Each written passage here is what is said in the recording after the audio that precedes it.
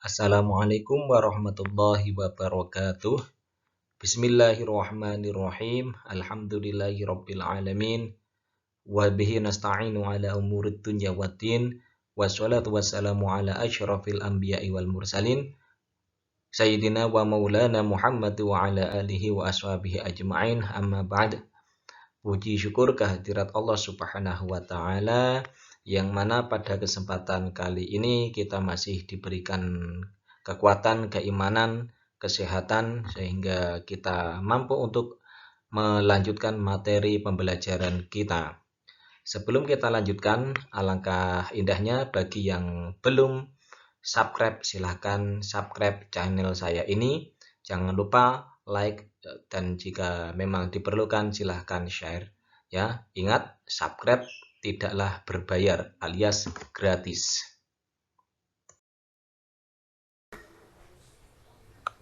Pada pertemuan kali ini kita telah sampai kepada bab 11 yang berjudul nikmatnya mencari ilmu dan indahnya berbagi pengetahuan.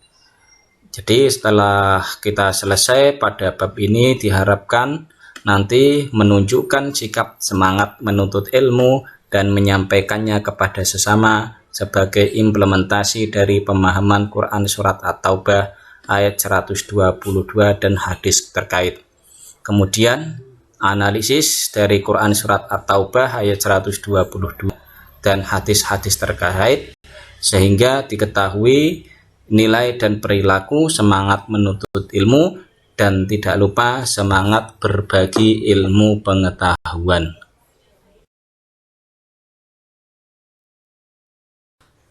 Pada bab ini yang menjadi pokok pembahasan adalah pada Quran Surat At-Taubah ayat 122.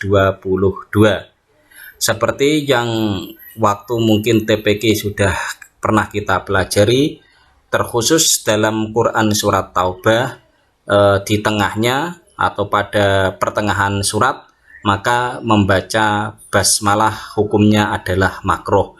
Maka dari itu, ketika kita membaca Quran Surat At-Taubah di pertengahan surat, maka bagusnya kita cukup dengan ta'awud. Mari kita simak bersama-sama tentang Quran Surat At-Taubah ayat 122. A'udzu billahi minasyaitonir rajim. Wa ma kanal mu'minuna liyanfiru kaffah falawla nafara min kulli firqatin minhum ta'ifatul liyatafaqahu fid dini waliyundiru qaumahum idza raja'u ilaihim la'allahum yahdarun. Shadaqallahul azim. Bacaan tajwid yang terdapat yang kita bahas pada pertemuan ini adalah diantaranya pada lafadz liyanfiru, ya, yang mana liyanfiru ini termasuk bacaan ikhfa hakiki. Ikhfa hakiki sendiri yaitu ketika ada nun sukun atau tanwin bertemu salah satu huruf 15, ta sa jim dal zal za sin shin shad do to do fa qaf kaf, ya. Kemudian ada pada lafadz kafatan, yaitu mat lazim musakol kilmi. Mat lazim musakol kilmi adalah mat bertemu tasydid, ya, mat bertemu tasydid dalam satu kalimah. Kemudian minhum itu adalah bacaan idhar halqi, yaitu nun sukun bertemu ha. Idhar halqi sendiri yaitu ketika ada nun sukun atau tanwin bertemu salah satu huruf 6, yaitu hamzah, ha, kha, ain, goin, ha, ya. Kemudian pada lafadz ta'ifatun itu adalah bacaan mat wajib mutasil. Mat wajib mutasil sendiri yaitu ketika ada mat bertemu hamzah dalam satu kalimah. Arti atau terjemah dari Quran Surat Taubah ayat 122, yaitu dan tidak sepatutnya orang-orang mukmin itu semuanya pergi ke medan perang. Mengapa sebagian dari setiap golongan di antara mereka tidak pergi untuk memperdalam pengetahuan agama mereka dan untuk memberi peringatan kepada kaumnya apabila mereka telah kembali, agar mereka dapat menjaga dirinya. Quran Surat At-Taubah ayat 122.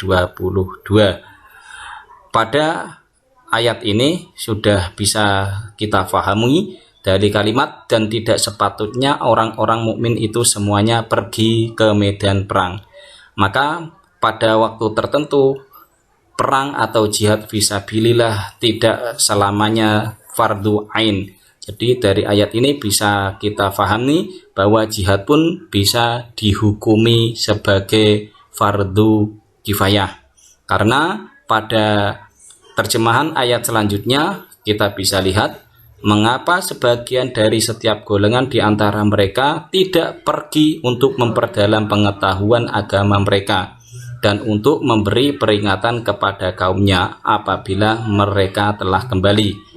Dari terjemahan ayat ini bisa kita pahami bahwasanya memperdalam ilmu, khususnya ilmu yang kita gunakan untuk agama kita, itu pahalanya sama dengan ketika kita berjihad.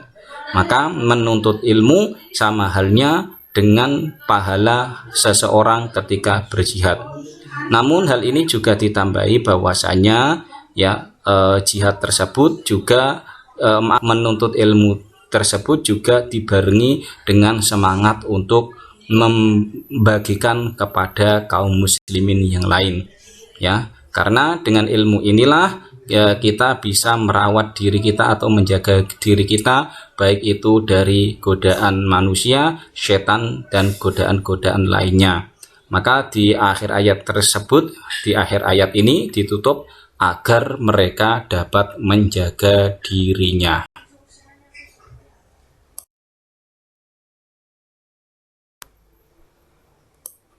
Sumber hadis tentang mencari ilmu dan keutamaannya diantaranya hadis yang diriwayatkan dari Ibnu Abdil Bar, yaitu qala Rasulullah sallallahu alaihi wasallam talabul ilmi faridatan ala kulli muslimin wa inna talibal ilmi yastaghfiru lahu kullu syai'in hattal haitanu fil bahri, rawahu Ibnu Abdil Bar. Yang artinya Rasulullah Shallallahu alaihi wasallam bersabda, mencari ilmu itu wajib bagi setiap muslim, dan sesungguhnya segala sesuatu hingga makhluk hidup di lautan memintakan ampun bagi penuntut ilmu. Hadis riwayat Ibnu Abdul Bar. Nah, di sini dari hadis ini bisa kita pahami bahwa setiap muslim wajib hukumnya menuntut ilmu. Namun demikian, pendapat para ulama, wajib di sini atau fardu di sini dibagi menjadi dua. Kewajiban menuntut ilmu nanti dibagi menjadi dua, yaitu ada ilmu yang sifatnya fardu ain dan ada juga ilmu yang sifatnya fardu kifayah. Adapun ilmu yang fardu ain kita mencarinya diantaranya adalah ilmu-ilmu tentang yang keutamaan tentang ibadah. Misalnya ilmu akidah, kemudian ilmu fikih.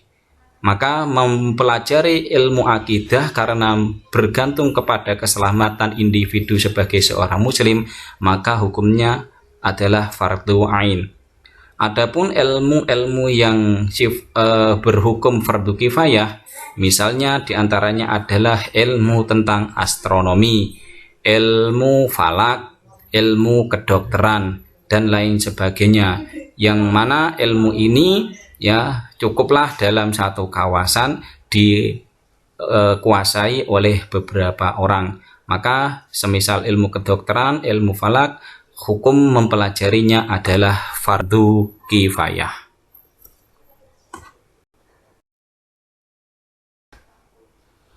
Selanjutnya hadis tentang perintah menyampaikan ilmu, yaitu an Abdillah ibni Amru anna Nabiyya sallallahu alaihi wasallam qala ballighu anni walau ayatan, rawahul Bukhari, yang artinya dari Abdullah bin Amr, sesungguhnya Nabi sallallahu alaihi wasallam bersabda, sampaikanlah olehmu apa-apa yang telah kamu peroleh dariku walaupun hanya satu ayat Al-Quran. Hadis riwayat Imam Bukhari. Maka dari hadis ini bisa kita pahami ya, sedikit banyak ilmu yang kita dapat atau kita kuasai, sebisa mungkin itu pula yang bisa kita sampaikan kepada orang lain. Demikian materi yang bisa kami sampaikan pada pertemuan kali ini. Kiranya masih banyak kekurangan, kami mohon maaf sebesar-besarnya. Wal afu minkum wallahu a'lam bishawab. Mari kita tutup dengan bacaan hamdalah bersama-sama. Alhamdulillahirabbil alamin. Wassalamualaikum warahmatullahi wabarakatuh.